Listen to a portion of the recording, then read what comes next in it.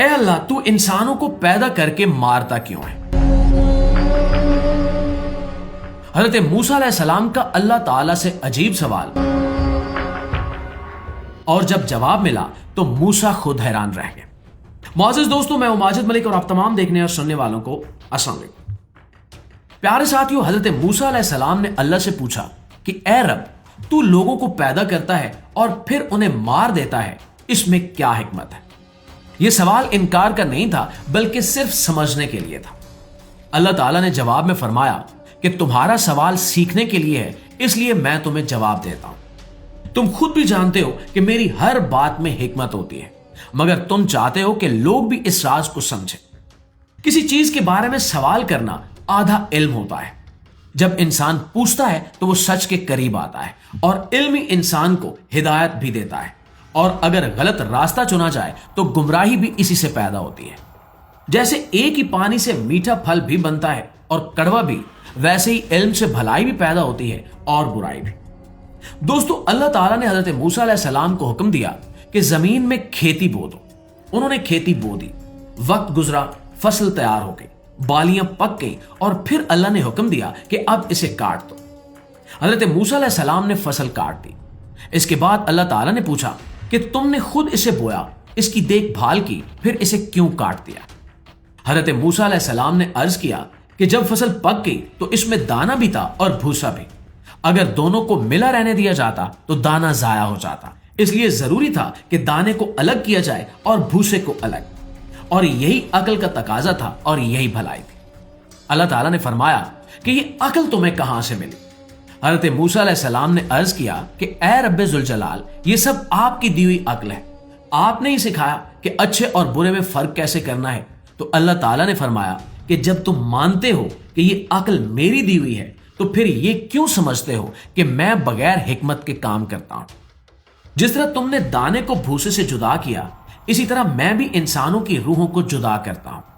سب انسان ایک جیسے نہیں ہوتے، کسی کے اندر صاف اور نیک روح ہوتی ہے جیسے قیمتی موتی، اور کسی کے اندر بری اور گندی روح ہوتی ہے جیسے کہ سستا کنکر۔ اور جب موت آتی ہے تو یہ ایک طرح سے جدائی کا وقت ہوتا ہے۔ نیک روح کو اس کے اصل مقام کی طرف بھیج دیا جاتا ہے اور بری روح کو اس کے انجام کی طرف۔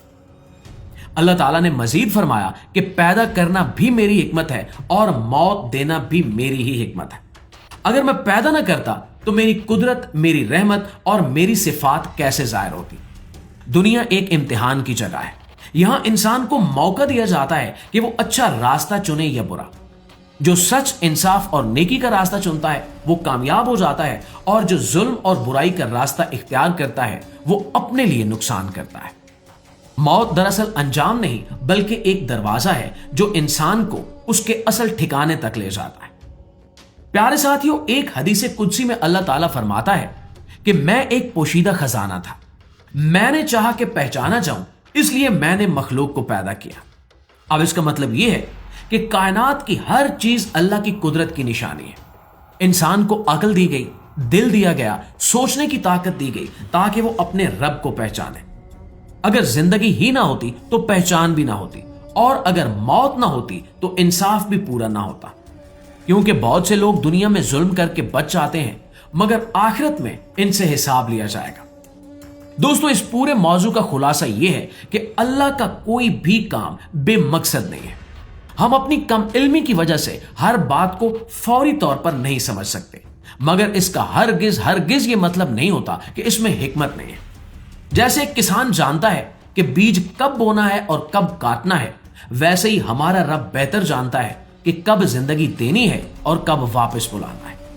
انسان کے جسم میں جو قیمتی موتی یعنی کہ اس کی روح ہے، اسے سنبھال کر رکھنا چاہیے۔ نیکی، سچ اور اچھے کام اس موتی کو چمک دیتے ہیں، اور اگر انسان اپنے دل کو صاف رکھے، اپنے رب کو یاد رکھے، تو اس کی روح پاک ہو جاتی ہے۔ پھر جب موت آئے گی تو وہ ڈر کا وقت نہیں ہوگا بلکہ اپنے اصل گھر کی طرف واپسی کا وقت ہوگا۔ اور دوستو، یہی اس سوال کا جواب ہے، اور یہی زندگی اور موت کی اصل حقیقت ہے۔ یہ تھی ہماری آج کی ویڈیو۔ اس حوالے سے آپ کی رائے کیا کہتی ہے؟ کمنٹ سیکشن میں ہمیں ضرور بتائیے۔ ویڈیو اچھی لگی ہے، معلومات میں اضافے کا باعث بنی ہے، تو ہماری اس کوشش کو صرف ایک لائک اور ایک شیئر ضرور دیجیے گا۔ इंशाल्लाह आपकी खिदमत में हाजिर होते हैं एक और इंटरेस्टिंग वीडियो के साथ। तब तक अपना, आसपास के लोगों का, अपने प्यारों का ढेर सारा ख्याल रखिएगा। अल्लाह निगहबान।